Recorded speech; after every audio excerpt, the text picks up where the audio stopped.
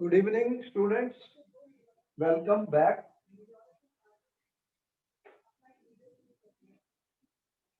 And very important topic we are discussing, students. And as you have seen that we are discussing P block elements. और last time मैंने काफी important questions के बारे में discussion किया P block elements के, और हम बात कर रहे थे हैलोजेंस के।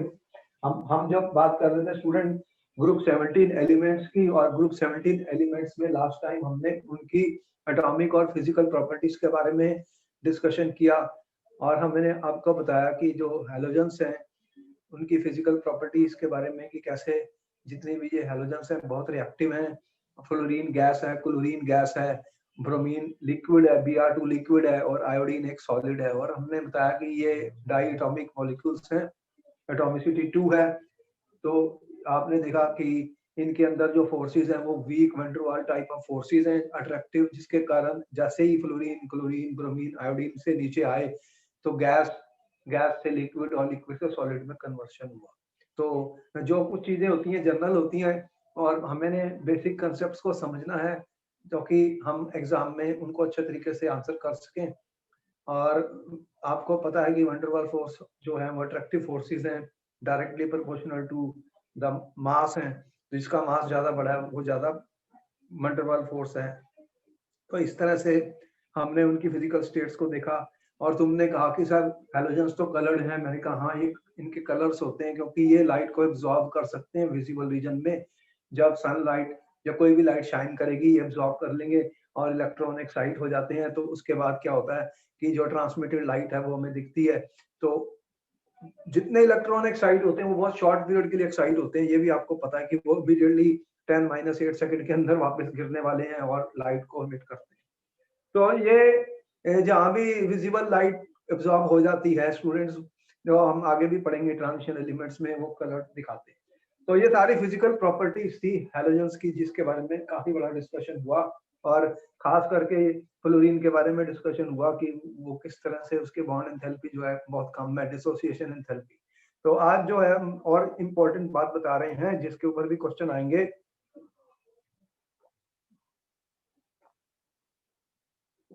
तो वो केमिकल प्रॉपर्टीज की डिस्कशन होगी, ऑक्सीडेशन स्टेट्स की डिस्कशन होगी। ऑक्सीडेशन स्टेट एक बहुत इंपॉर्टेंट टॉपिक है कि ये कौन कौन सी ऑक्सीडेशन स्टेट शो करेंगे, और यहाँ से फिर उनकी केमिकल प्रॉपर्टीज के बारे में काफी इंफॉर्मेशन हमें मिलेगी। तो आज जो हम बात कर रहे हैं वो यही है स्टूडेंट कि हमारे पास है डिस्कशन ग्रुप 17 एलिमेंट्स, और इसके बारे में तुम्हें बहुत कुछ पता लग चुका है। Fluorine, chlorine, bromine, iodine, astatine.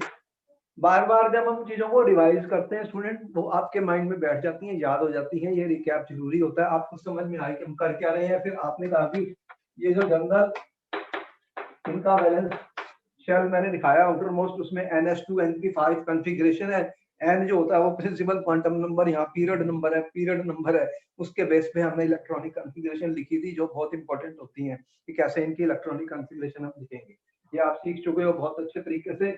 तो हमें ये पता है कि ये फ्लोरीन, क्लोरीन, ब्रोमीन, इनके एटॉमिक नंबर, मैजिक नंबर, ये सारे डिस्कशन हम प्रीवियस टॉपिक्स में किए, फिजिकल प्रॉपर्टीज डिस्कस की। अब मैं जो बात कर रहा हूँ स्टूडेंट वो ये कह रहा हूँ कि इनकी ऑक्सीडेशन स्टेट्स के बारे में।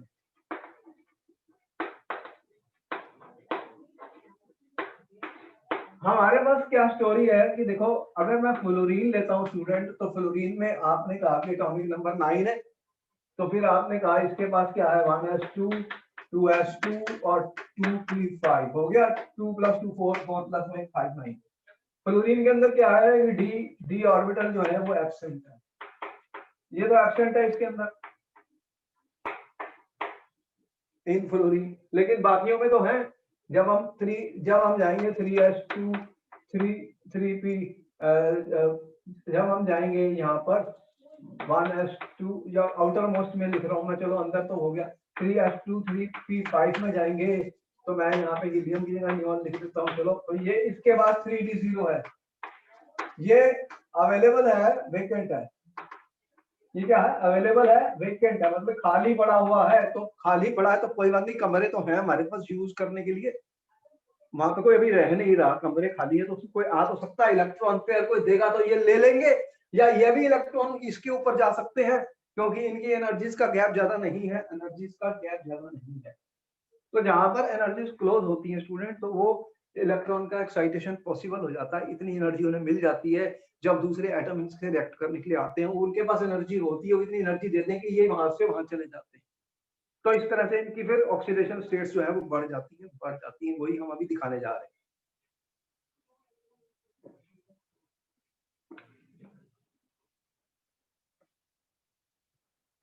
तो ऑक्सीडेशन स्टेट हर टॉपिक में मैंने डिस्कस किया, हर ग्रुप में डिस्कस किया, और बहुत इंपॉर्टेंट बातें बताई ऑक्सीडेशन स्टेट्स के बारे में।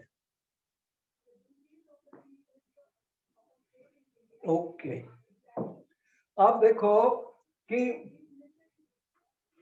ये है NH2NP5। अगर एक इलेक्ट्रॉन ये गेन कर ले स्टूडेंट, तो ये बन जाएंगे NH2NP6। तो ये तो बहुत स्टेबल सिचुएशन है टू गेन वन इलेक्ट्रॉन। तो इसका मतलब ये हाईली इलेक्ट्रोनेगेटिव एलिमेंट है, मोस्ट इलेक्ट्रोनेगेटिव एलिमेंट है, और ये एक इलेक्ट्रॉन को गेन करना चाहते हैं, तो -1 इनकी ऑक्सीडेशन स्टेट है। ऑक्सीडेशन स्टेट में -1 तो आएगा।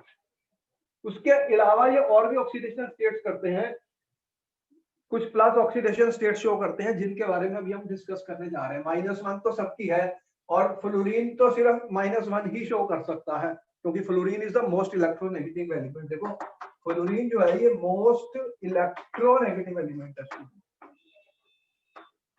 तो ये -1 शो करेगा ऑलवेज, ये कंफर्म्ड है। प्लस कैसे आएगा? प्लस हो नहीं सकता, क्योंकि ये मोस्ट इलेक्ट्रोनेगेटिव एलिमेंट है, स्ट्रॉन्गेस्ट ऑक्सीडाइजिंग एजेंट है F2 फ्लोरीन जो है, इसके बारे में भी हम बताने जा रहे हैं। अब हम ये देख रहे हैं कि इनकी और ऑक्सीडेशन स्टेट्स जो है वो कैसे बनेंगी, पॉजिटिव ऑक्सीडेशन स्टेट कौन कौन सी आती है, चलो देख लेते हैं। तो मैंने दिखाया, मेरे पास क्या है, NS NP और ND, ठीक है। P में तीन, P जो है, P ऑर्बिटल जो है हमारे उसमें 3 है, P सब शेल में 3 है, और D में कितने हैं? 5 D होते हैं, 1 2 3 4 5। फ्लोरीन में नहीं है D ऑर्बिटल, वो मैंने ऑलरेडी आपको बता दिया। अब बाकी जितने हैं उनमें ये खाली पड़ा हुआ है, तो इसकी कॉन्फ़िगरेशन ग्राउंड स्टेट क्या है, ग्राउंड स्टेट कॉन्फ़िगरेशन बता रहा हूं पहले। यहाँ पर कितने हैं? NH2NP5, तो यहाँ पर 2 है, 1 2 3, ये लो 4 और ये 5। अब इसके पास कितने अनपेयर्ड इलेक्ट्रॉन्स है student? Number of unpaired electrons. तो नंबर ऑफ अनपेयर्ड इलेक्ट्रॉन्स क्या करते हैं? जब कोई कोवलेंट बॉन्ड बनता है स्टूडेंट, तो अनपेयर्ड इलेक्ट्रॉन्स ही तो शेयर होते हैं। अगर अनपेयर्ड इलेक्ट्रॉन है तो वो शेयर कर लेगा, लॉस करने में ज्यादा एनर्जी लगती है। आयनिक कंपाउंड तब बनते हैं जब इलेक्ट्रॉन की ट्रांसफर हो जाती है, उसमें ज्यादा एनर्जी चाहिए, और शेयरिंग में ज्यादा एनर्जी नहीं चाहिए। जब ज्यादा एनर्जी नहीं है तो वो शेयर कर लेते हैं। यहाँ पर एक इलेक्ट्रॉन अनपेयर्ड है, तो ये +1 शो करेगा। तो +1 का मतलब है कि भाई इलेक्ट्रोनेगेटिव एलिमेंट है, तो शेयर कर रहा है। एक इलेक्ट्रॉन अनपेयर्ड है तो दूसरे का एक इलेक्ट्रॉन से शेयर कर लेगा, तो +1 ऑक्सीडेशन स्टेट बन जाएगी। कौन सी बन जाएगी? +1 ऑक्सीडेशन स्टेट। इसका मतलब कि +1 ऑक्सीडेशन स्टेट इनकी बन गई ग्राउंड स्टेट में। अब मैं फर्स्ट एक्साइटेड स्टेट ले रहा हूं स्टूडेंट, फर्स्ट एक्साइटेड स्टेट। एक इलेक्ट्रॉन यहां से यहां एक्साइट कर देता हूं, तो फिर क्या रह जाएगा? क्योंकि खाली है, ये खाली है, यहाँ पर एंटी ऑर्बिटल में कोई इलेक्ट्रॉन डी में नहीं है, लेकिन एक्साइट तो हो सकते हैं। जब कोई आएगा एटम तो वो एनर्जी देगा, तो ये एक्साइट हो सकते हैं। तो अब क्या होगा? अगर एक इलेक्ट्रॉन ये उधर चले गया डी में, तो फिर क्या बन गया? 1 2, और एक इलेक्ट्रॉन यहां आ गया, डी में आ गया। ये हमारा NP है, ये हमारा ND है, ठीक है। अब कितने अनपेयर्ड इलेक्ट्रॉन हो गए student? How many unpaired electrons are there? 1 2 3, तो ये +3 दिखाएगा। तो नंबर ऑफ अनपेयर्ड इलेक्ट्रॉन यहाँ पे 1 थे, यहाँ पे 3 थे, तो +3 ऑक्सीडेशन स्टेट बन गई। तो अभी तक तुमने जो ऑक्सीडेशन स्टेट थी पहले -1 बताई मैंने, फिर +1 बताई, अब +3 भी आ गई, अब +3 भी बन गई। अब नेक्स्ट सेकंड एक्साइटेड स्टेट देखते हैं। अब सेकंड एक्साइटेड स्टेट में क्या होगा, एक इलेक्ट्रॉन ये वाला है, इसको आगे एक्साइट कर देते हैं।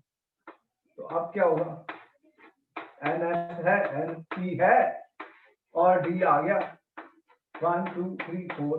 अब कितने हो गए स्टूडेंट, 1, इसमें 1 2 3 4 और ये कितने आ गए, 5 हो गए।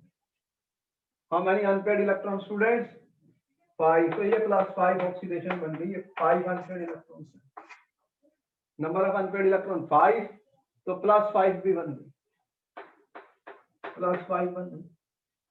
अभी एक इलेक्ट्रॉन और पड़ा स्टूडेंट, और उसको एनर्जी दे दें तो वो भी एक्साइट कर दूंगा, तो फिर क्या हो जाएगा, थर्ड एक्साइटेड स्टेट।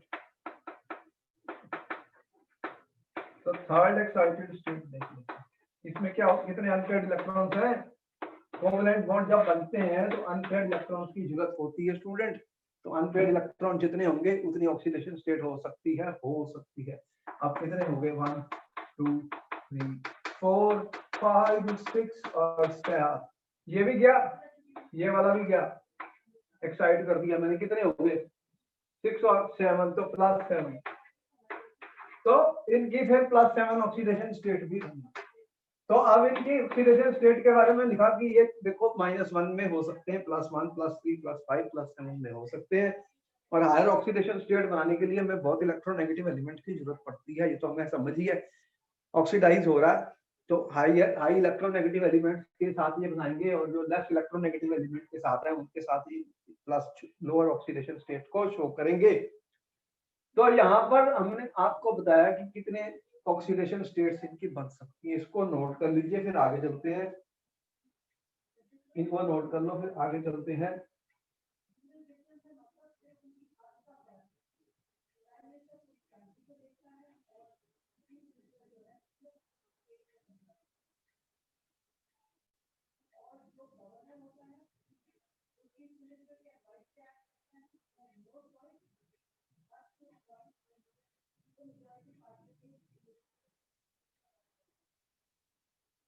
अब इसके बारे में थोड़ा और बता दें आपको कि ये आपने ये कहा कि मैं ये कहता हूं कि with highly electropositive element, highly electropositive elements कौन से होते हैं, जैसे मेटल्स हैं। मेटल्स जो होते हैं ये इलेक्ट्रॉन्स को लूज करते हैं, इलेक्ट्रॉन्स को देते हैं, इनके साथ ये -1 शो करने वाले, -1 शो करने वाले। कोई भी लिखोगे तो NaCl लिख दिया, NaF लिख दिया, लिथियम क्लोराइड लिख दिया, ये प्लस है, ये माइनस है, ये मेटल्स है, तो मेटल्स क्या करते हैं, मेटल्स इलेक्ट्रॉन दे देते हैं इनको। अगर MgCl2 भी लिख दूं तो ये तो मेटल है, ये इलेक्ट्रॉन लूज करता है, ये इलेक्ट्रॉन लूज करता है, तो इनके साथ ये क्या शो करने वाले हैं, माइनस। तो ये एक तरीके से आयनिक कंपाउंड बन गए। क्या बने हैं, आयनिक कंपाउंड, क्योंकि मेटल्स जो होंगे वो लूज कर जाएंगे इलेक्ट्रॉन, और X जो हाइड्रोजन है ये इलेक्ट्रोनेगेटिव एलिमेंट है स्टूडेंट, ये गेन कर जाएगा। तो फिर क्या बनेगा, ये X- बन जाएंगे और मेटल Mn+ बन जाएगा। तो इस तरह से ये आयनिक कंपाउंड बन गया, आयनिक कंपाउंड्स बन गए। तो यहाँ आयनिक कंपाउंड्स में ये हाईली इलेक्ट्रोनेगेटिव एलिमेंट ये -1 ऑक्सीडेशन स्टेट में आ गए, और जो लेस इलेक्ट्रोपॉजिटिव एलिमेंट्स हैं जैसे कार्बन है, बोरॉन है, नाइट्रोजन है, ये समझिए कि लेस इलेक्ट्रोपॉजिटिव। ओके, इस तरह के जितने भी एलिमेंट होंगे students, carbon nitrogen phosphorus sulphur, तो उनके साथ ये क्या करेंगे, शेयर करेंगे इलेक्ट्रॉन्स को शेयर करेंगे। अगर आपने कहा लो CCl4 बन गया तो यहाँ पे इलेक्ट्रॉन की शेयरिंग हुई है, यहाँ पे इलेक्ट्रॉन की शेयरिंग हुई है, इस तरह के कंपाउंड ये बना लेंगे, BCl3 CCl5 तो इस तरह से ये यहाँ पर जो आप देख रहे हैं कंपाउंड्स बन रहे हैं स्टूडेंट्स, उसमें इलेक्ट्रॉन की शेयरिंग है। ये कोवलेंट कंपाउंड बना रहे हैं। कौन से कंपाउंड बना रहे हैं? Covalent compound. यहाँ पे ये शेयरिंग कर लेंगे। तो फिर ये तीसरा जो हमने बताया +1, +1 तो तब बनेगा जब ये इलेक्ट्रॉन को लूज करेंगे। तो वो कौन से इलेक्ट्रोनेगेटिव एलिमेंट है? हेलोजन से ज्यादा कौन से हैं? फ्लोरीन से ज्यादा तो कोई है ही नहीं इलेक्ट्रोनेगेटिव, लेकिन क्लोरीन है, ब्रोमीन है, आयोडीन है। ऑक्सीजन मोर इलेक्ट्रोनेगेटिव है, ऑक्सीजन मोर इलेक्ट्रोनेगेटिव है। तो ऑक्सीजन के साथ ज्यादा कंपाउंड बनने वाले हैं, जहां पे ये प्लस ऑक्सीडेशन स्टेट शो करेंगे student, plus oxidation state show करेंगे। तो ये क्या करेंगे? ये कर सकते हैं और ये शेयर कर सकते हैं, शेयर भी कर सकते हैं अपने इलेक्ट्रॉन्स को जो इंटर हैलोजन कंपाउंड्स पे बनने वाले हैं, जैसे ClF। ऐसे इंटर हैलोजन कंपाउंड्स भी हम बताएंगे आपको, जहां पे ये ऐसी ऑक्सीडेशन स्टेट्स को शो करेंगे। तो हायर ऑक्सीडेशन स्टेट जो बनने वाली है वो बहुत इलेक्ट्रोनेगेटिव एलिमेंट्स के साथ बनने वाली है। जो हमने +1 की, या अगर आपने +3, +5 और +7 है, तो ये ऑक्सीजन जो है ज्यादा इलेक्ट्रोनेगेटिव है, तो उसके पास पावर होगी, इतनी हायर ऑक्सीडेशन स्टेट्स में ये जा सकते हैं। तो ये आपने नोट किया, और एक खास पॉइंट नोट कर लिया। खास पॉइंट क्या नोट किया स्टूडेंट आपने? कि जो फ्लोरीन है स्टूडेंट, वो ऑलवेज क्वेश्चन आ चुका है, जो -1 ऑक्सीडेशन, ये क्वेश्चन आ चुका है पेपर में, because it is the most electronegative element. ये सबसे ज्यादा इलेक्ट्रोनेगेटिव ऑन फ्लोरीन।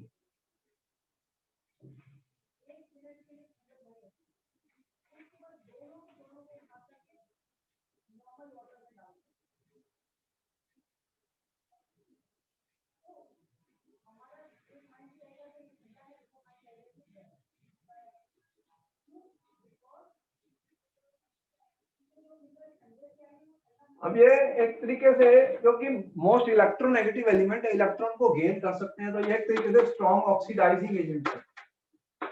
ये क्या है? स्ट्रॉन्ग ऑक्सीडाइजिंग एजेंट है स्टूडेंट्स। और F2 जो है ये strongest oxidising agent.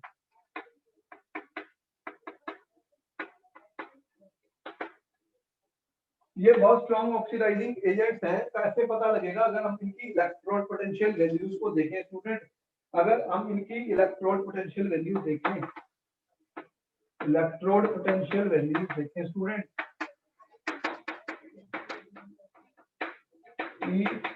Standard electrode potential अगर हम इनकी देखें स्टूडेंट, स्टैंडर्ड इलेक्ट्रोड पोटेंशियल क्या होती है?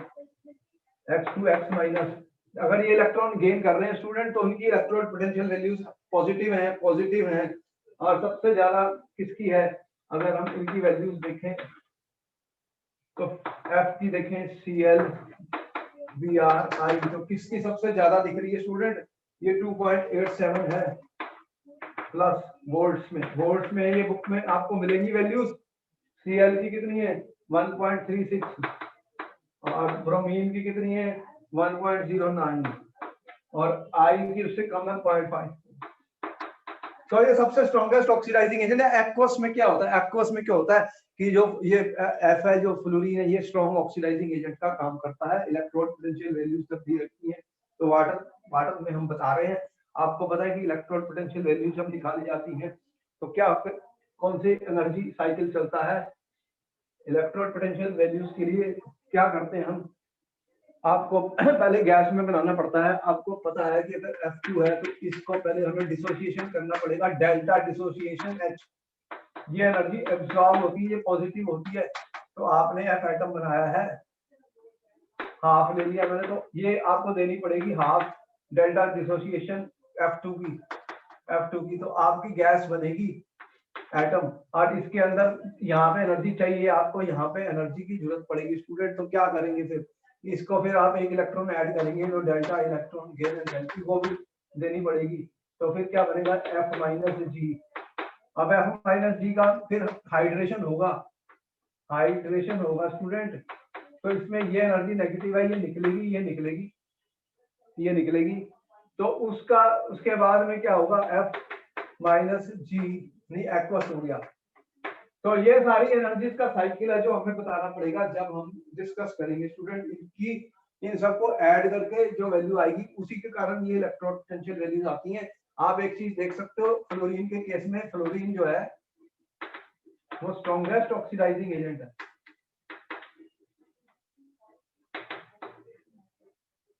Due to high hydration enthalpy, ये इसकी बहुत नेगेटिव होती है, ये बहुत हाई होती है क्योंकि इसका साइज बहुत छोटा है due to high hydration enthalpy. ये पॉइंट इंपॉर्टेंट है, यहाँ फिर डिस्कशन में आएगा। ये वैल्यू बहुत ज्यादा हीट निकलती है क्योंकि इसका साइज बहुत छोटा है, बहुत साइज जितना छोटा होता है उतनी हाइड्रेशन एंथैल्पी ज्यादा होती है। तो in this case you will find it as a very high hydration enthalpy because of which students we know that fluorine is the strongest oxidising agent. Fluorine क्या होता है, स्ट्रॉन्गेस्ट ऑक्सीडाइजिंग एजेंट बन जाता है क्योंकि इसकी हाइड्रेशन एंथैल्पी बहुत high होती है, बहुत ज्यादा हाई है। इसको नोट कर लो, इसको नोट कर लो स्टूडेंट।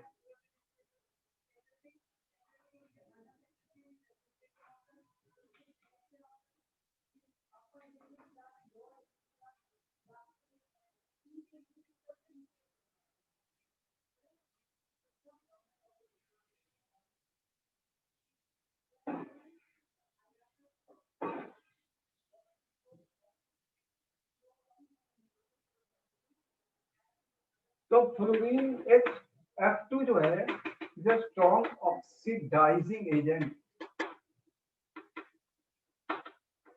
मैं कह रहा हूँ स्ट्रॉन्गेस्ट कह रहा हूँ, स्ट्रॉन्ग नहीं कह रहा, स्ट्रॉन्गेस्ट कह रहा हूँ क्योंकि इसकी इलेक्ट्रॉन पोटेंशियल सबसे ज्यादा पॉजिटिव है। तो अगर ये वाटर के साथ रिएक्ट करेगा स्टूडेंट, वाटर के साथ रिएक्ट करेगा तो क्या करेगा, वाटर को भी ऑक्सीडाइज कर देगा। अगर वाटर की ऑक्सीडेशन हो जाएगी तो क्या होने वाला, देखो यहाँ पे H और F है, HF तो बनने वाला है और HF बन गया और ऑक्सीजन गैस को निकाल दिया, यहाँ से ऑक्सीजन गैस निकलने वाली है O। तो fluorine is a strong oxidising agent है, ये एक्सप्लोसिव रिएक्शन होती है, बहुत वायलेंटली रिएक्ट करता है वाटर के साथ, बहुत ही रिएक्टिव है फ्लोरीन, बहुत ज्यादा रिएक्टिव है स्टूडेंट, रिएक्ट करता है। और जो दूसरे हैं Cl2, अगर वो वाटर के साथ रिएक्ट करते हैं तो आपको पता है क्या रिएक्शन होती है, हाइपोक्लोरस एसिड बन जाएंगे और HCl बन जाएगा। तो ये आपको क्लोरीन वाटर के बारे में पता है, क्लोरीन वाटर, क्योंकि ये जो होता है ये दे सकता है नेसेंट ऑक्सीजन। ये क्या बनती है, नेसेंट ऑक्सीजन। तो नेसेंट ऑक्सीजन बहुत रिएक्टिव होती है, तुम्हें पता है कि ये जर्मिसाइड एजेंट का काम करता है, जर्मिसाइड एजेंट का काम करता है। It can act as a germicide because of this.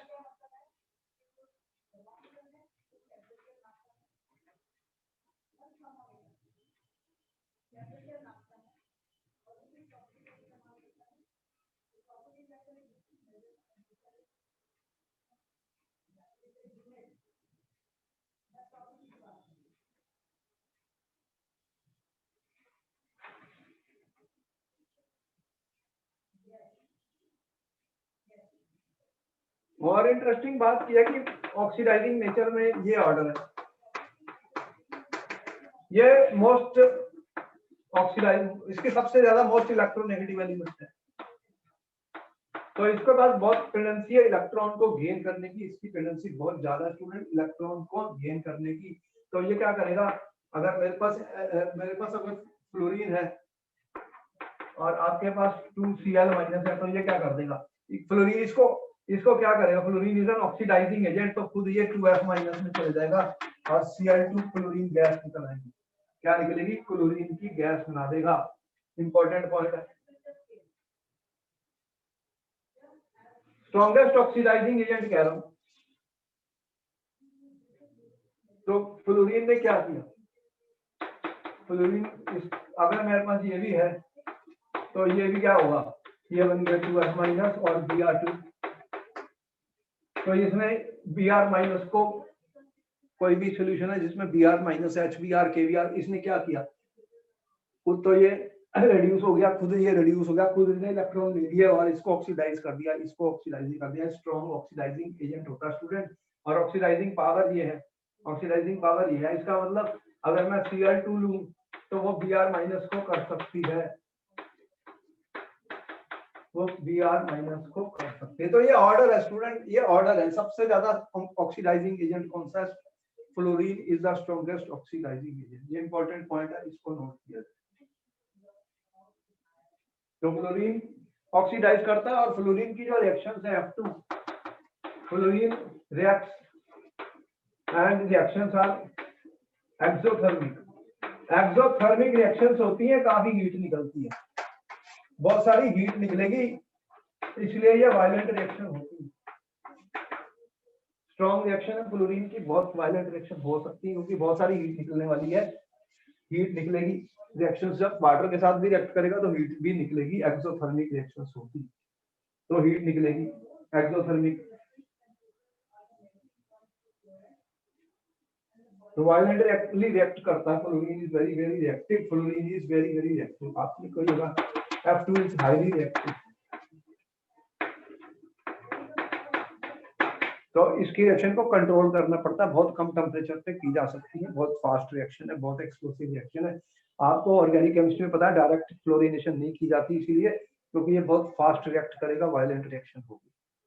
Violent reaction भी है स्ट्रॉन्गेस्ट ऑक्सीडाइजिंग एजेंट है फ्लोरीन स्टूडेंट, स्ट्रॉन्गेस्ट ऑक्सीडाइजिंग।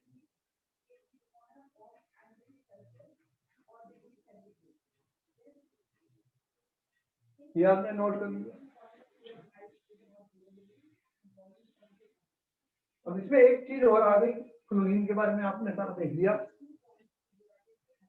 ये क्वेश्चन आ गया, explain the anomalous behavior of fluorine. Anomalous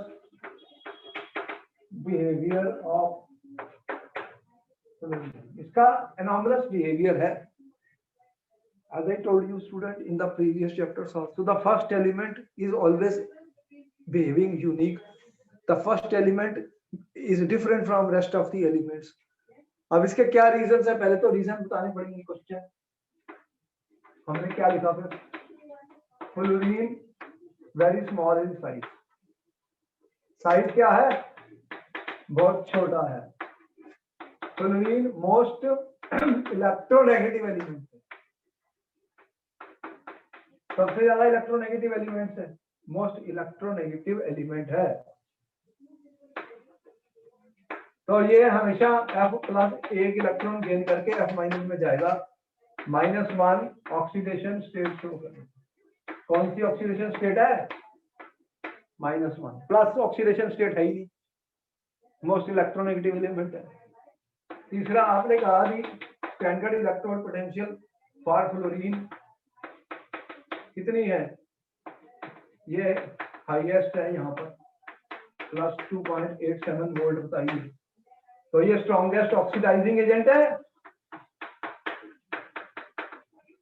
strongest oxidising agent है स्टूडेंट, इसको भी नोट कर लो, इसको भी नोट कर लो।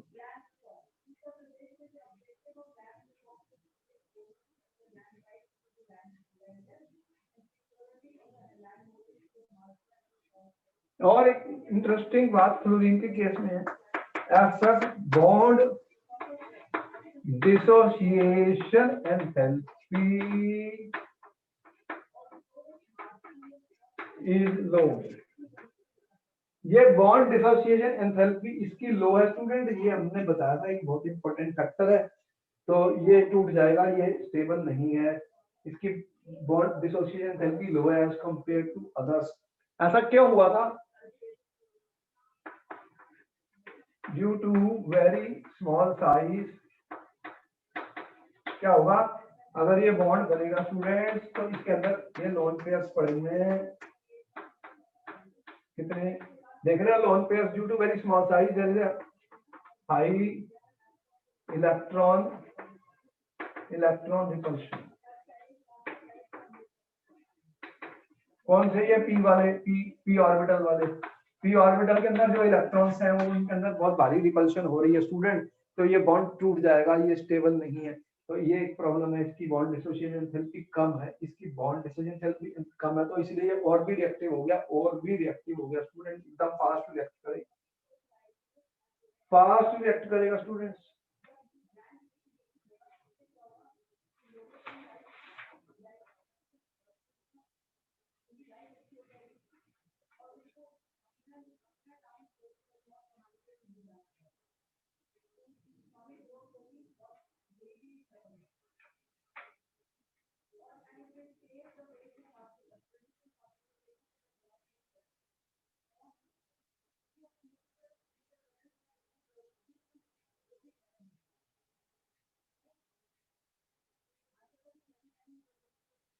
इसका भी नोट कर लो।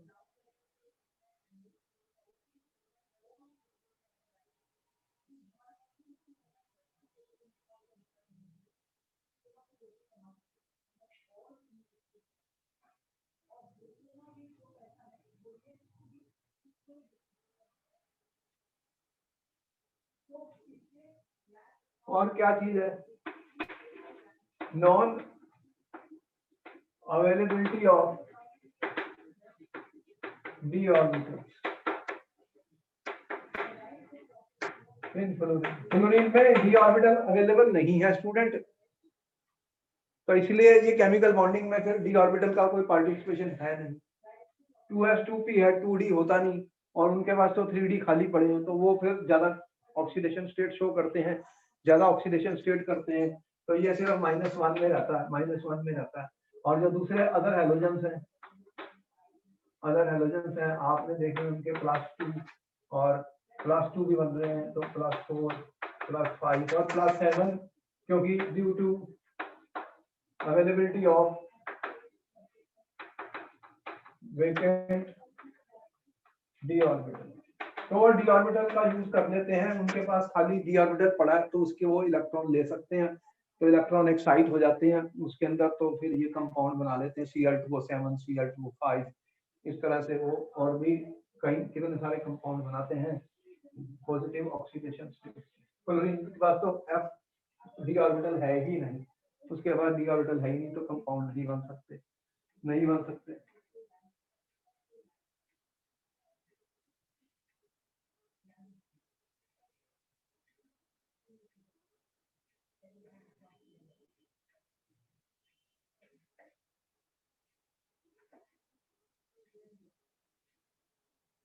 तो ये फ्लोरीन जो है फॉर्म्स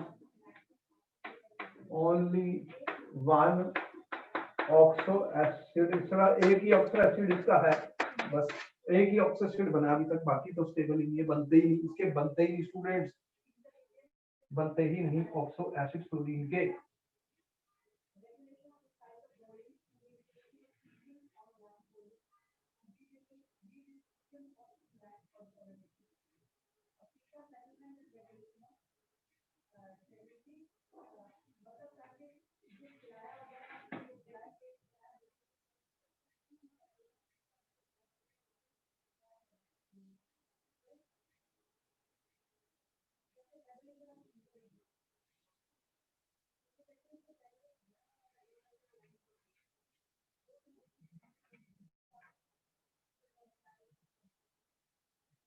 और आप में देखेंगे कि HF जो है, हाइड्रोजन फ्लोराइड जो है, HF एग्जिस्ट एज लिक्विड, ये लिक्विड बन जाता है स्टूडेंट। बाकी जो है HCl HBr HI वो क्या है, वो गैसेज हैं, हाइड्रोजन हैलाइड्स में बाकी गैसेज हैं, तो वो हाइड्रोजन हैलाइड्स गैसेज हैं। हाइड्रोजन HF जो है, X अगर Cl है Br I है, तो ये गैसेज है। इसका रीजन क्या है student? What is the reason HF exist as liquid? क्योंकि HF fluorine is most electronegative, therefore it will form strong intermolecular hydrogen bond, strong intermolecular hydrogen bond बनाएगा, हाइड्रोजन बॉन्डिंग हो जाएगी। तो हाइड्रोजन बॉन्डिंग आपको पता किन एलिमेंट्स के साथ होती है? जब हाइड्रोजन हाईली इलेक्ट्रोनेगेटिव एलिमेंट के साथ जुड़ता है तो वो हाइड्रोजन बॉन्डिंग बना लेता है, तो HF एक लिक्विड की फॉर्म में आ जाता है, लिक्विड की फॉर्म में एग्जिस्ट करता है, it is acting as a liquid.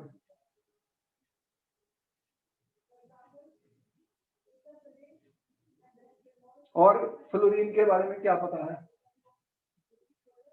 इसका यूनिक बिहेवियर जो हम बता रहे हैं, और क्या है इसका?